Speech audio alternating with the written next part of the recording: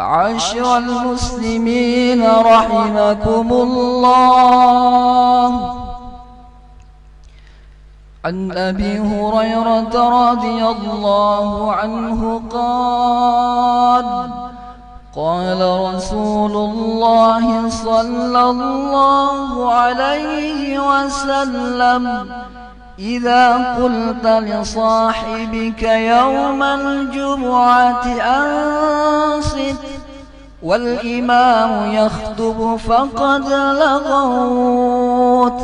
وفي حديث آخر ومن لغى فلا جمعة له.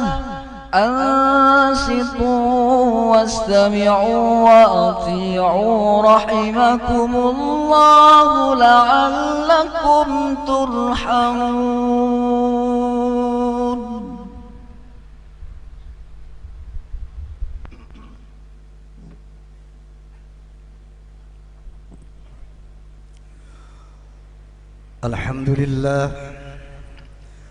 الحمد لله الملك القهار.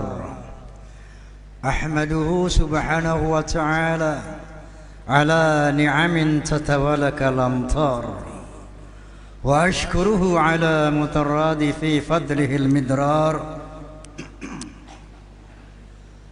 أشهد أن لا إله إلا الله وحده لا شريك له، شهادة تنجي قائلها من النار.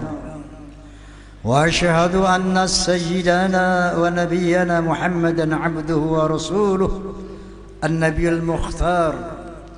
اللهم فصل وسلم وبارك على سيدنا محمد وعلى آله وصحبه الأبرار. أما بعد فيا عباد الله، أوصيكم ونفسي بتقوى الله فقد فاز المتقون. Ma'asyiral muslimin jamaah salat Jumat rahimakumullah. Hari ini Jumat tanggal 15 Juli tahun 2222 Masehi, bertepatan dengan tanggal 15 Dzulhijjah tahun 1443 Hijriyah. Artinya kita masih berada dalam suasana Idul Adha, peristiwa haji yang puncaknya Idul Qurbanil Adha adalah merupakan millah Ibrahim alaihissalam, di mana pada awalnya Allah Subhanahu wa taala memerintahkan Nabi Ibrahim untuk menyeru manusia berhaji. Dalam firman-Nya, a'udzubillahi minasyaitonir rajim, bismillahirrahmanirrahim. Wa adzin fin nasi bil hajj ya'tuka rijalan wa 'ala kulli dhamirin ya'tina min kulli fajjin 'amiq. Serulah manusia untuk berhaji, niscaya mereka akan datang dengan berjalan kaki dan dengan mengendarai unta-unta yang kurus dari berbagai masa penjuru dunia yang jauh-jauh. Sampai detik ini pemerintah Saudi Arabia sampai harus menetapkan kuota karena semakin melimpahnya dari tahun ke tahun umat Islam yang berdatangan untuk melaksanakan ibadah haji. Adapun klimaksnya yaitu berkurban, menyembelih hewan kurban atau adha, Idul Adha. Ini juga disandarkan kepada sejarah Nabi Ibrahim alaihissalam bersama Ismail alaihissalam. Dalam kisahnya yang diabadikan Allah Subhanahu wa taala dalam Al-Qur'anul Karim, Nabi Ibrahim alaihissalam yang sudah berusia renta 80 tahun lebih belum juga dianugerahi seorang putra. Akhirnya setiap malam beliau menangis berdoa kepada Allah Subhanahu wa taala, Rabbi habli minas salihin. Ya Allah, anugerahkanlah aku seorang putra yang saleh. Demikianlah doa Nabi Ibrahim setiap malam kepada Allah Subhanahu wa taala. Lalu fabasyarnahu bi ghulamin halim. Kemudian Allah menggembirakan Nabi Ibrahim dengan menganugerahkan seorang putra dari istri keduanya Siti Hajar yang kemudian diberi nama Ismail. Falamma balagha ma'ahu sa'ya qala ya bunayya inni ara fil manami anni adbahuka fanzur madza tara. Namun ketika Ismail telah berusia remaja, telah dalam berusia bisa membantu orang tuanya, tiba-tiba Nabi Ibrahim alaihissalam berkata kepada Ismail alaihissalam, "Wahai ananda, aku diperintahkan oleh Allah subhanahu wa ta'ala dalam mimpiku untuk menyembelih engkau, ya ananda." Qala ya abati if'al ma tu'mar, satajiduni insyaallah minas sabirin. Luar biasa jawaban Nabi Ibrahim sang putra tunggal. Wahai ayahanda, laksanakan, kalau itu memang perintah Allah, sembelih saya siap, dan insyaallah ayahanda akan menemukan saya dalam keadaan bersabar. Falamma aslama wa tallahu lil jabin wa nadainahu ya Ibrahim qad sadaqta ar-ru'ya. Begitu mereka telah berketetapan hati untuk melaksanakan perintah Allah Subhanahu wa taala, tangan dan kaki Ismail telah diikat, pedang telah siap diayunkan. Tiba-tiba Allah Subhanahu wa taala berseru, "Ya Ibrahim, qad sadaqta ar-ru'ya." Cukup Ibrahim, ternyata engkau telah melaksanakan perintahku. Inna kadzalika najzil muhsinin. Itulah pemberian Allah bagi orang-orang yang baik. Wa inna kadzalika najzil muhsinin. Wa inna hadza lahuwal bala'ul mubin. Semua itu adalah cuman ujian belaka buat mereka. Wa fadainahu bidzibhin azim. Dan kemudian kurban Ismail digantikan dengan seekor sesembelihan yang besar. Inilah peristiwa Idul Kurban, di mana kedua nabi ini diuji oleh Allah Subhanahu wa taala. Nabi Ibrahim alaihissalam diuji, apakah engkau lebih mencintai anakmu ketimbang Allah Subhanahu wa taala? Lalu Nabi Ismail pun diuji oleh Allah Subhanahu wa taala, apakah dia lebih mencintai Allah Subhanahu wa taala melebihi jiwanya sendiri? Inilah hakikat daripada Idul Kurban, yaitu untuk mendekatkan diri kepada Allah Subhanahu wa taala dengan tidak mencintai siapapun dan apapun yang kita miliki di dunia ini melebihi Allah dan Rasulnya dan jihad fi sabilih.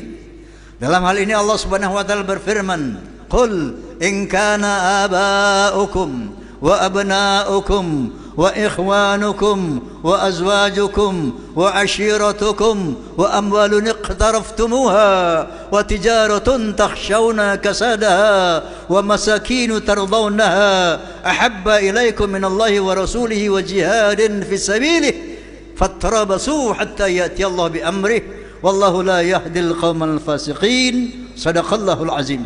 Katakan ya Muhammad, seandainya bapak-bapakmu, anak-anakmu, keluargamu, istri-istrimu, perdagangan yang engkau takut rugi, harta bendamu, rumah-rumah tinggal yang kamu sukai, apabila semua itu kamu lebih cintai daripada Allah dan Rasulnya dan berjuang di jalan Allah, fattarabbasu hatta ya'ti Allah bi amrih. Tunggu sampai saat Allah menetapkan keputusannya. Wallahu la yahdil qaumal fasiqin. Dan Allah tidak akan memberikan petunjuk buat orang-orang yang fasik.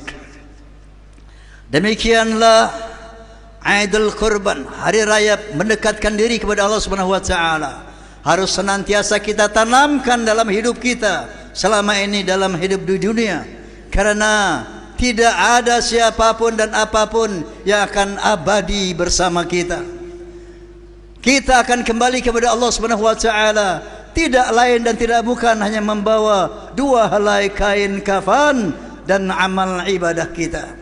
Oleh karena itu Allah Subhanahu wa taala mengingatkan kita tentang kehidupan dunia ini. I'lamu annamal hayatud dunya la'ibun wa lahun wa zinatun wa tafakhurun bainakum wa takathurun fil amwali wal aulad kamithli ghaythin ajabal kufara nabatuh thumma yahiju fatarahu musfarran thumma yakunu hutama wa fil akhirati adzabun syadidun wa maghfiratun minallahi wa ridwan wa man al hayatud dunya illa mata'ul ghurur. Sadaqallahul azim. Ketahuilah kehidupan dunia itu tidak lebih dari bermain-main, bersenda gurau dan perhiasan-perhiasan, dan saling bersaing-saing di antara kalian, saling membangga-banggakan jabatan, harta benda, anak-anak. Semua itu seperti hujan yang lebat kemudian menimpa bumi, lalu bumi itu menumbuhkan pohon-pohon yang subur, yang ranum buahnya, rimbun daunnya. Kemudian kalian menakjubi pohon-pohon tadi. Kalian takjub terhadap kebun itu. Namun tak lama kemudian kebun yang kamu kagumi itu berubah menjadi menghitam, menguning, akhirnya hancur sama sekali. Inilah Allah Subhanahu wa taala mengumpamakan kehidupan dunia seperti kebun yang ranum buahnya, rimbun daunnya, kita kagumi, tapi tiba-tiba semua itu lenyap, hancur tanpa bekas sekalipun. Bahwa di akhirat kelak ada ridha Allah, kejarlah itu. Di akhirat ada syurganya Allah, kejarlah itu. Di akhirat ada azab Allah, hindarilah itu. Oleh karena itu kata Allah Subhanahu wa taala, wasari'u ila maghfiratin min rabbikum wa jannah 'arduha as-samawati wal ardu 'iddat lil muttaqin. Bersegeralah kalian kepada ampunan Allah Subhanahu wa taala dan kepada syurganya Allah Subhanahu wa taala yang luasnya seluas langit dan bumi, yang disediakan untuk orang-orang yang bertakwa kepada Allah Subhanahu wa taala. Inilah tujuan kita hidup di dunia, untuk mencapai derajat takwa yang maksimal, agar kita dapat mencapai ampunan Allah Subhanahu wa taala, dan pada akhirnya kita dapat menikmati syurganya Allah Subhanahu wa taala yang luasnya seluas langit dan bumi. Kualitas takwa itulah yang kemarin di bulan Ramadan kita perjuangkan sebulan penuh untuk mencapai derajat takwa, sebagaimana firman Allah Subhanahu wa taala, ya ayyuhalladzina amanu kutiba alaikumusiyam kama kutiba alal ladzina min qablikum la'allakum tattaqun. Berpuasa Ramadan gunanya untuk melawan segala hawa nafsu dan akhirnya mencapai derajat takwa. Takwa inilah yang harus kita persiapkan terus, kita tingkatkan terus, kita pertahankan terus sampai nanti Allah Subhanahu wa taala memanggil kita. Amin, Allahumma amin. Qala ta'ala fi kitabil karim, a'udzu billahi minasyaitonir rajim. Bismillahirrahmanirrahim. Wal 'asri innal insana lafi khusr illa alladziina amanu wa 'amilus solihati wa tawasaw bil haqqi wa tawasaw bis sabr. Barakallahu li wa lakum fil Qur'anil azim. ونفعني وإياكم بما فيه من الآيات وذكر الحكيم وتقبل مني ومنكم تلاوته إنه هو السميع العليم. أقول قولي هذا واستغفر الله العظيم لي ولكم ولسائر المسلمين والمسلمات والمؤمنين والمؤمنات فاستغفروه إنه هو الغفور الرحيم. اللهم صل وسلم وزد وأدم وأنعم وتفضل وبارك بجلالك وكمالك على أشرف عبادك سيدنا ومولانا محمد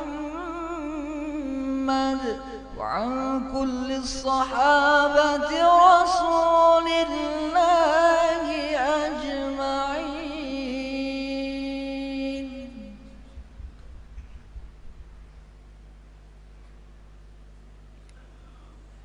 الحمد لله الذي جعل التقوى لباس الصالحين.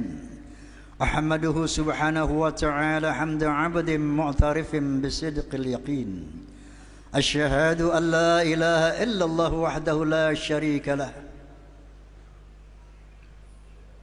الملك الحق المبين. وأشهد أن سيدنا ونبينا محمدا عبده ورسوله في الأولين والآخرين. اللهم صل على سيدنا محمد وعلى آله وصحبه أجمعين. أما بعد فيا أيها الناس اتقوا الله حق تقاته ولا تموتن إلا وأنتم مسلمون واعلموا أن الله سبحانه وتعالى أمركم بأمر بدأ فيه بنفسه وثنى بملائكته المسبحة بقدسه فقد قال تعالى ولم يزل قائلا عليما إن الله وملائكته يصلون على النبي يا أيها الذين آمنوا صلوا عليه وسلموا تسليما اللهم صل على سيدنا محمد وعلى آل سيدنا محمد كما صليت على سيدنا إبراهيم وعلى آل سيدنا إبراهيم وارض اللهم على أربعة الخلفاء الراشدين سيدنا أبي بكر وعمر وعثمان وعلي وعلى بقية الصحابة والتابعين وتابع التابعين ومن تبعهم بإحسان إلى يوم الدين وعلينا معهم برحمتك يا أرحم الراحمين اللهم اغفر للمؤمنين والمؤمنات والمسلمين والمسلمات الأحياء منهم والأموات إنك سميع قريب مجيب دعوات ويا قاضي الحاجات وغافر الذنوب والخطيئات اللهم انصر من نصر الدين واخذل من خذل المسلمين ودمر أعداءك أعداء الدين وأهلك الكفرة والمبتدئة والمشركين وعلي كلماتك إلى يوم الدين اللهم اكفنا شر الظالمين واكفنا شر الحاسدين واكفنا شر ما يؤذينا وأهلك من أرادنا بسوء أرحم الراحمين ربنا اغفر لنا ولإخواننا الذين سبقونا بالإيمان ولا تجعل في قلوبنا غلا للذين آمنوا ربنا إنك رؤوف رحيم ربنا ظلمنا أنفسنا وإن لم تغفر لنا وترحمنا لنكونن من الخاسرين ربنا آتنا في الدنيا حسنة وفي الآخرة حسنة وقنا عذاب النار وادخلنا الجنة مع الأبرار يا عزيز يا غفار يا رب العالمين سبحان ربك رب العزة عما يصفون وسلام على المرسلين والحمد لله رب العالمين عباد الله إن الله يأمر بالعدل والإحسان وإيتاء ذي القربى وينهى عن الفحشاء والمنكر والبغي يعظكم لعلكم تذكرون فاذكروا الله العظيم يذكركم واشكروه على نعمه يزدكم واسألوه من فضله يعطيكم ولذكر الله أكبر والله يعلم ما تصنعون